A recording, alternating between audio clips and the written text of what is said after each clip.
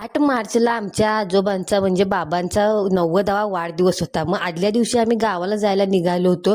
त्याच्या आधीच हा खवा बनवून घेतला बाबांच्या आवडीचा. घरातच मी बनवलाय. रात्री गावाला जायला निघालो. मग काय स्वारगेट बस स्टँडच्या जरासं पुढं साई मंदिर आहे. तिथं आमची ट्रॅव्हल्स येणार होती. मग तिथं आम्ही वाट बघत बसलेलो. अशातच भूक लागली. मग काय तिथे यश भेळ म्हणून आहे.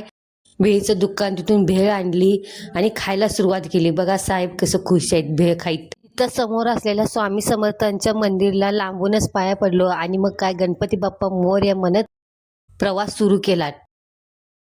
बघा इथं छोट्या साहेबांच्या तोंडाकडेच बघून कळते किती झोप आल्या ते त्यासनी. रविवारी सकाळी मग गावी पोचलो. मग बाबांच्या बड्डेची तयारी करायला दुपारवरून सुरुवात केली. तसं बड्डे केला. त्यांना काही जास्त मोठ्यानं करायचा नव्हता. म्हणाले तेवढंच घरातल्या घरातच करा असं त्यांचं मत होतं. म्हणून आपला छोटासा तेवढाच चांगला असा त्यांचा 90वा बड्डे आम्ही सेलिब्रेट केला. हे लहान लहान जे क्षण आहेत की नाही ते लई आठवणी देऊन जातात बघा आपल्याला. आयुष्यभराच्या ते आठवण आपल्याकडे राहते. आई बाबा तर आमच्यासाठी आमचा देव माणूसच आहेत. त्याच्यामुळे त्यांच्यासाठी काय पण त्यांचं महत्व असं शब्दात सुद्धा व्यक्त करता येणार नाही. एवढं ते महत्वाचं आहेत आमच्यासाठी. हॅपी बर्थडे डिअर बाबा, हॅपी बर्थडे टू यू,